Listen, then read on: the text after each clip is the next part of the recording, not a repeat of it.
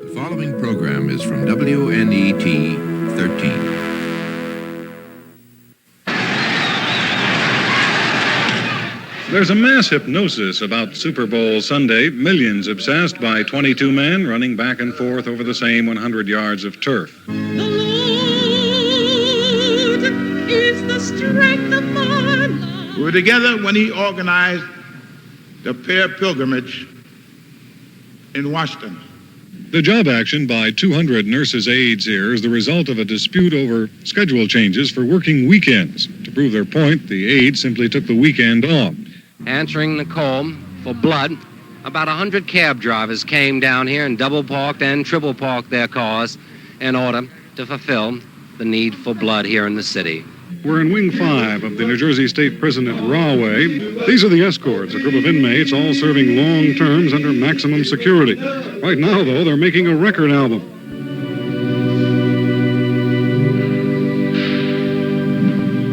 We wish to most sincerely offer to the relatives and friends of Francis our most sincere condolences.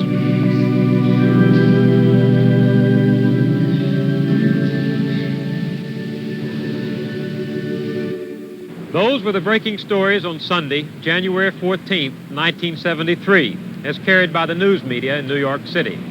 The Dolphins beat the Redskins in the Super Bowl, but that's probably the only event that most of us remember from that day.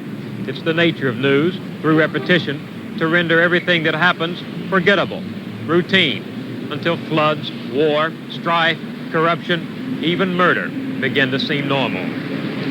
And so the death of Frank Denafo was ordinary in a city that averaged 4 murders a day last year. A retired policeman, on the way to join his wife for dinner, dies with a knife in him. And in the way random violence has become a part of the environment, like exhaust fumes or dirt, hardly anyone acts surprised. I read a brief account of Frank Denafo's death in a New York paper. My eye was drawn to the capricious and nonchalant manner in which fate chooses its prey today in a large American city. Through people who knew the victim and the accused murderer, we have drawn this account of the two worlds that met briefly and violently, and some would say inevitably, here in Times Square.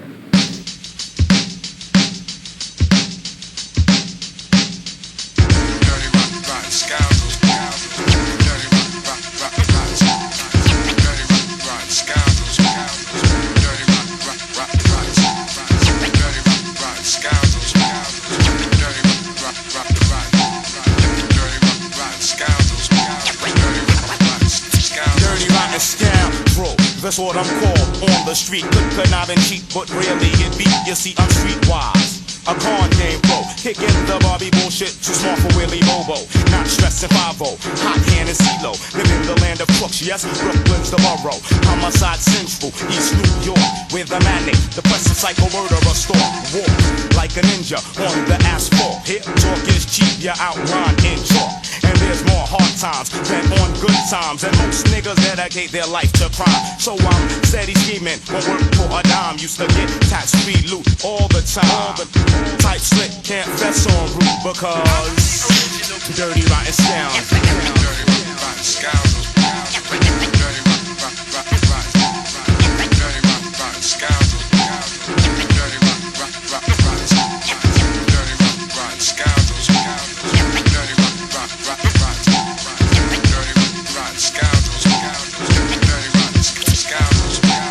Before trains were graffiti proof, I used to get loose. Dirty rotten since the days of the deuce. Dirty because of the skin I'm in. The fact I have melanin automatically makes me a felon. Even though I'm righteous, rotten's what you're yelling. But I'm not chain snatching or drug selling. According to your book, you said I would be damned like Cam. Scoundrel, opposite of the king that I am. But wanna get funny, we can get bummy. Take it to the east and back again, money. Filthy, putrefied tricks to pass your sister. Challenge the damager and you'll be Mr. Mortal Kombat fatality. The original don't sing no R&B. Nasty MC deity. Chop off domes with the bombs that come out of my pineal gland. As I expand, you know who I am. Dirty rock scoundrels. Dirty rock scoundrels. Dirty rock scoundrels.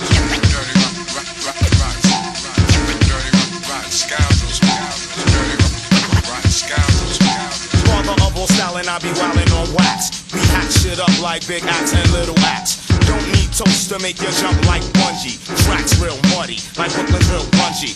When I come through, I clog up your sewer. Peep the maneuver, drop the ill maneuver. So bring Mr. Clean, Drano, and Roto-Rooter. No matter what you do, you can't get through the crud that comes out of your system. You're another victim of dirty, rotten dirt up in your grill. So what you gonna do but pay homage to? Dirty, rotten scoundrels. Dirty,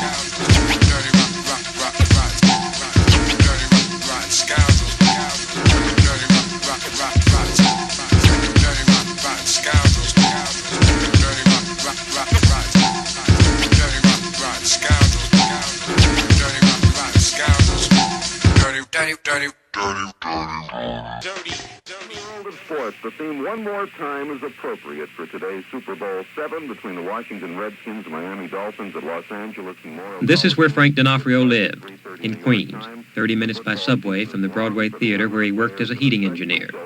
This day began like most days, except that, like a lot of us, he had the Super Bowl on his mind. And for many of them, perhaps a first and last. I would always kid him about the breakfast, that he'd have juice and cereal and banana and coffee and toast and 2 eggs every single morning. It never varied. When he was in the Army, he started around 1925, and he kept having that breakfast ever since.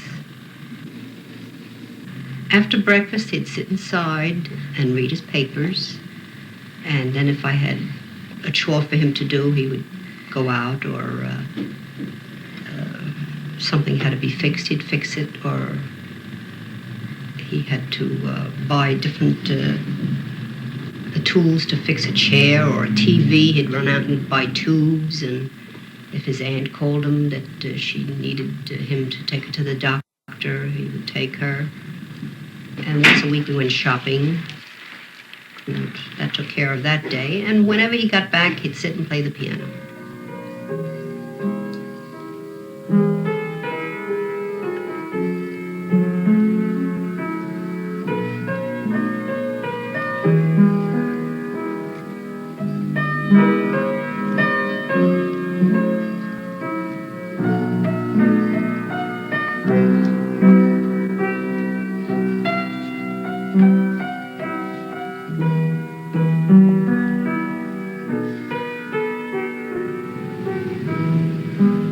Some 5 miles away in Harlem, Super Bowl Sunday for Kevin McDow was just another day. He lived with his mother, aunt, and 3 brothers and sisters, and he spent much of his time on familiar neighborhood streets, except for occasional trips downtown on the subway. From the time you wake up, it's the hassle, you know. This is his aunt, Jean McDow, probably the closest person to him. You gotta get up, you gotta go to school. You may not have lunch money, you know. Okay, when you get to school, it's another hassle, you know. This guy's got his problem. He wants to tell you about it. Meantime, you ain't got nobody to tell yours to. Always some illegitimate business going on the side, you know. Okay, time you get home, it's the same thing, you know.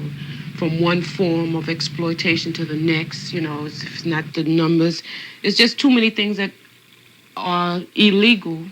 And in the summertime, okay, you laying in your bed. What's going on in the next apartment is going on in your apartment. You know, what's going down in front of the doors, right? I don't care if you live on the top floor. It's in your apartment, too. You know, hey, did you hear that Peter got busted last night? You know, you can't get away.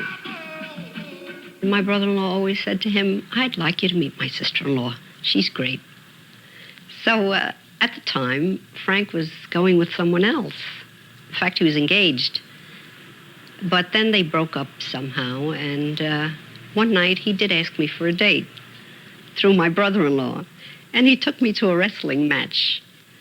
And he picked me up at the house, he took me home, and that was the end. I never saw him anymore.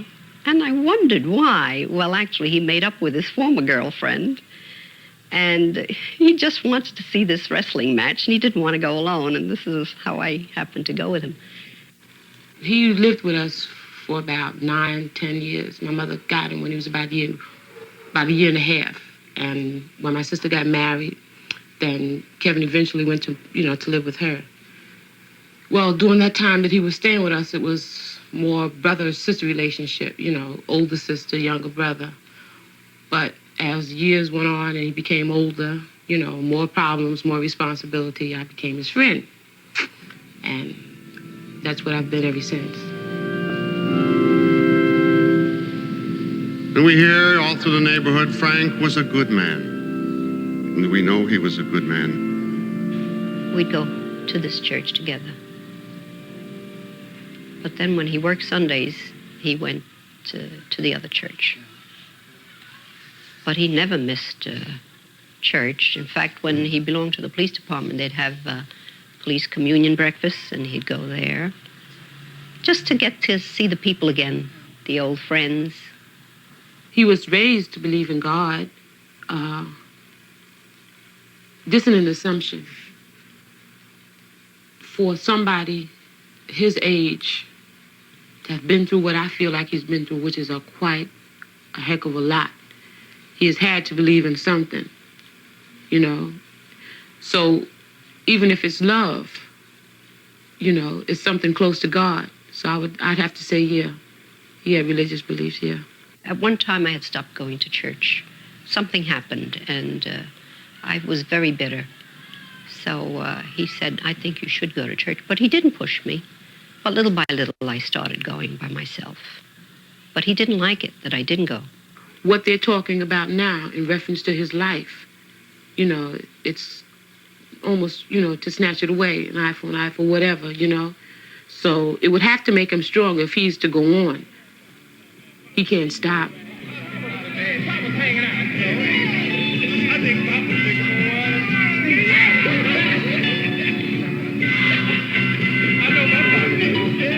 He liked to dance. He still loves to dance. He's a very good dancer. All we need is another chance. Please give it to us. Give it to us. All we need is another chance. Please give it to us. Give it to us. Most of the time, he only talked when he really had something to say, you know, but he was more of a talker then than he is now. You know, then he talked, but, you know, it was mostly what you wanted to talk about. And he was just a joyful, fun-loving kid, you know, and a very good kid. While he was living with us and going to school, he was he was just in his adolescent days, so we didn't have any problem there. But as the years went on, he seemed like he liked school, but he just didn't want to go. You know, like I asked him one time, he was about 12 years old, when I found out he wasn't going to school regularly. And I asked him about it. He said, well, they just don't seem to be doing anything. He was preparing for this air conditioning and refrigeration. He was going to night school, and he was hardly ever home between work and, because, you know, policeman's hours, how they are, 3 different shifts. And then he'd go to school when he worked days. And yet we like to think that when Francis, many years ago, decided he would try to be an officer of the law, he wanted to help protect his own neighborhood, his friends and relatives, the strangers, to make our area a safer place to live in. In those days when Frank first became a police officer, policemen were revered, respected, and honored. In fact, as time went by, he hardly spoke to me anymore. He was so tired, but he wouldn't admit it. And he'd sit, look at the newspaper, and I'd look in, and he'd be asleep. He'd sit and look at TV, and he'd fall asleep. He would never stop working until he was exhausted. Because, first of all, we had no children, and you get to know each other's habits so well that there isn't any need to talk anymore. He used to live in the movies. Just movies, you know, I guess, watching nice houses and nice things you could have. He worked at it. Of course, he liked the violent ones like most men do, westerns and violent ones. And they weren't my type. And as a result, he never went to the movies. But he would try to look at movies on TV, but he would fall asleep at night watching them because it was too late.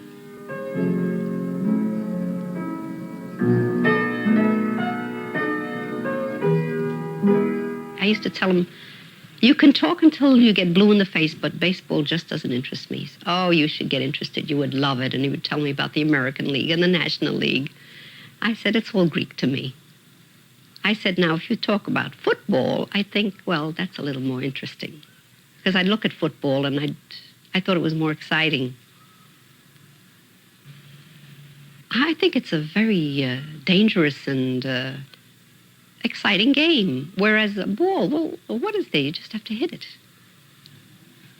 But with football, you could get killed. That's the way I look at it. Connie, by the way, I think they played the entire season with a broken wrist. You know, 1 minute he was like 5'5", and looked like 2 weeks later, this kid was 6 feet. I mean, 16 years old and 6 feet. You know, so then we began to talk about playing ball, which he loved to do anyway.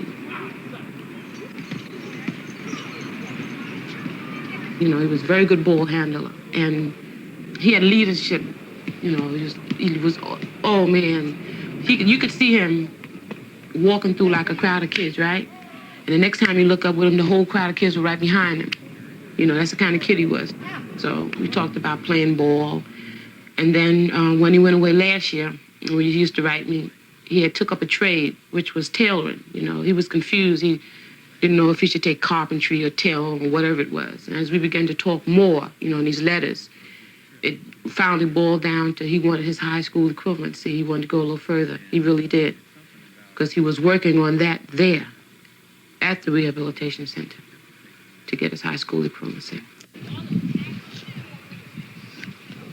One of Kevin McDow's friends spent a lot of time with him in school, on the basketball courts, and for a while at Rikers Island Prison. He calls himself KG. You know, we played ball for the school in the 6th grade. We had hard times with teachers in there. And so, like, you know, out of school, you know, we hang out sometime around 137th Street. You know, like play cards or, you know, play ball in the yard a lot of time. And it's very good. You know, I say we was something to like. We never like do work in school. Like we just, you know, sit down in the classroom. Sometimes we would do it, sometimes we wouldn't. You know, like cut classes every once in a while, you know. When I heard they used to take off stores, you know, she was telling me so, take off stores and everything. That's what they would regularly do. And from there, you know, I wasn't around them then at the time.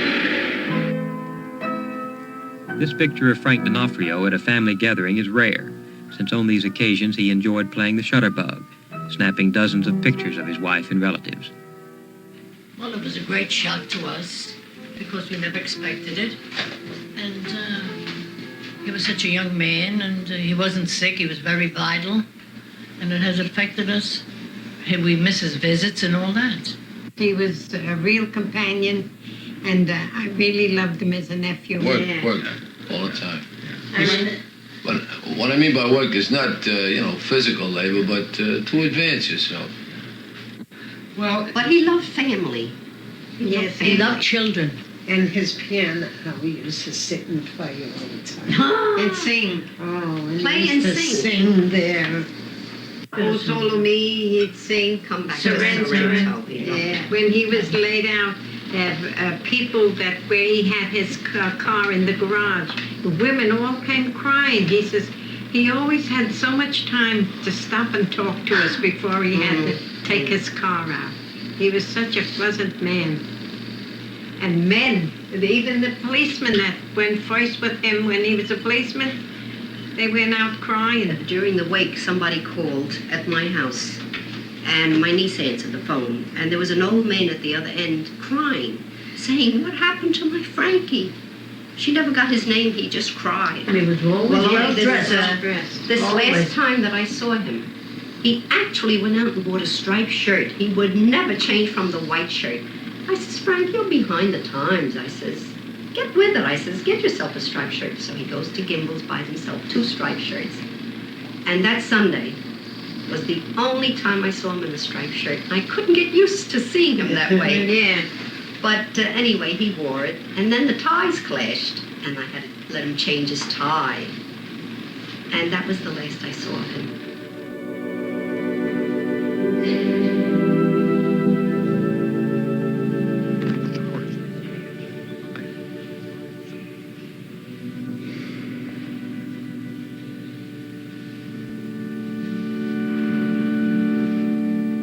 one day my sister called me on the phone and she was crying. I said, well, what's wrong? This was a little while. This was about maybe 3 days after this thing had happened to Kevin. So I said, what's wrong? She said, Vanessa, who was Kevin's younger sister, I think she's 10 now, had came home crying, hysterical. So I said, what's wrong? Come to find out, every day, kids were bringing newspaper clippings of Kevin to school and taking them around and showing them to other kids and bringing the kids to Vanessa's classroom and pointing to her and saying, that's Kevin's sister, Now, she's hearing enough about this as it is. And it's her brother. It's her big brother. This is her brother whom fed her a lot of mornings, a lot of afternoons, a lot of evenings. Okay, the same thing with her smaller brother who's 8. Took him to get all his haircuts, his first haircut and every haircut after that, as far as I know. Taking him shopping, the things that needed to be done that a father would do, Kevin was doing. These kids had to look upon him as Kevin's and then read newspaper clippings or hear things on the radio, His mother, it has hurt her, but she knows that we're not going to let her down, that she has help. So she's holding on to that point. Me, I think, I don't know if I guess I'll be selfish and say this. I think it has hurt me the most because I've seen in Kevin, what he could be and what he wasn't, what they wouldn't let him be. And it hurt quite a lot. For in the time of trouble, he shall hide me in his tabernacle.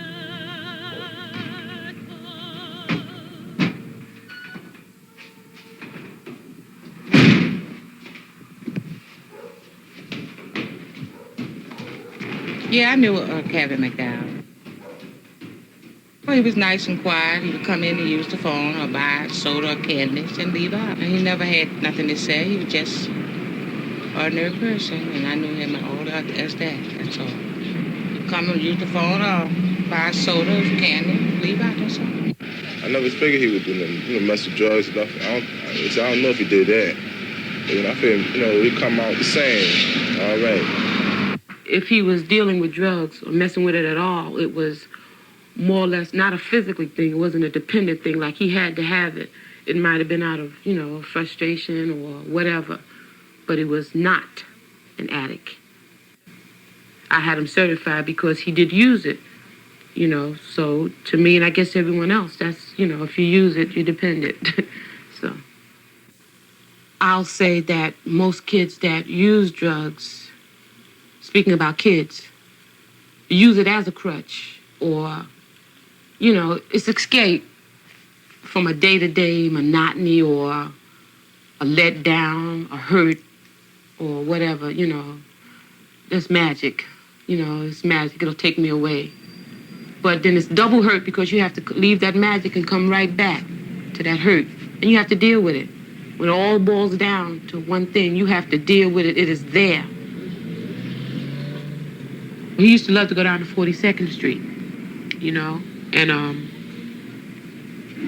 I guess, you just see so many lights, so many different things. That's another part of town, 42nd and 8th Avenue.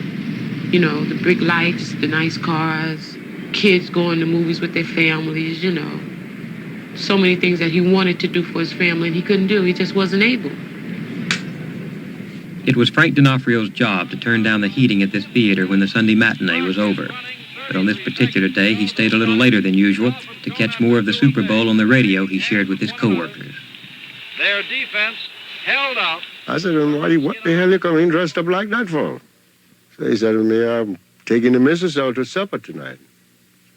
I said, new shirt, new suit, new shoes. What's the occasion? He said, well, we didn't have Christmas dinner together, so we're going to have a Christmas dinner with brother-in-law. Yeah. Oh, he was a sweetheart. The best I ever worked with. Hard worker, strong, healthy, willing to help you out any time. We didn't work like two people pulling against each other. We worked like two brothers. The only thing is he was a little headstrong. How do you mean?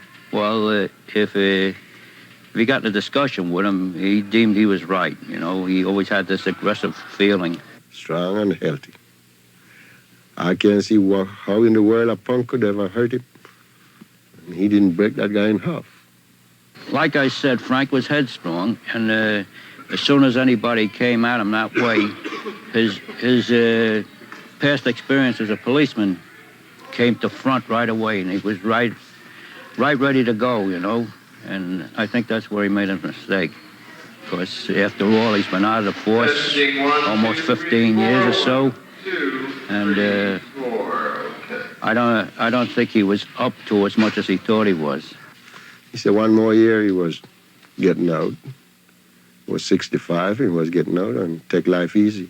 Enjoy a little of his income. And that was that. And now everybody's going as they let the clock run out. Super Bowl 7 is over. In the name of the Father, and of the Son, and of the Holy Spirit, since it has pleased God to call back our brother from this life to himself, we commit his body to the earth that it may return to that from which it was made.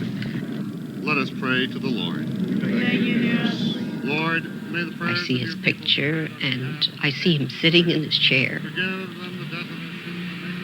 I see him walking through the rooms. Do you dream about him at all? Yes. Can you describe any of those dreams to us? Well, the first dream I had, he was standing in the hall there near the bedroom, and he was tapping a cane to get my attention. And I saw him. I said, "Frank, you're back." He says, he raised his hand this way. He says, "That." And then he stopped, as if to say that so-and-so ended his life. It hurts, you know, to have somebody close to you lose. It hurts a lot. I've lost a brother and a sister in less than 3 years' time. One had 5 kids, one had 6. So I know it's not an easy thing, you know, for somebody to say, well, you know, let's forgive him. I know it's not that easy. It's harder than it is to say, well, let's forget about him. But I love him. And we need him.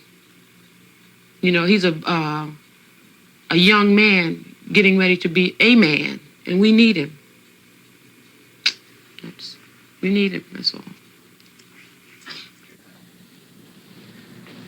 If the case of the people against Kevin McDow is accurate, as charged in the indictment, the paths of the 16-year-old kid from Harlem and the ex-cop from Queens crossed in this entrance to the 8th Avenue subway. There were some ironies. Both were from broken homes. Both were men raised by grandparents. Both knew what it was to grow up poor. Both loved sports and music. Both were loved and needed by their immediate families. And both met finally here in Times Square. Frank Denafo was stabbed down here, but he staggered up these steps in pursuit of his assailant. His attacker came out of the subway, turned south on 8th Avenue. Denafo, bleeding profusely, continued to chase him. He made it halfway down the block before he collapsed in front of this bookstore and died. The indictment charges Kevin McDow with the crime of murder and of an attempt to commit robbery in the first degree.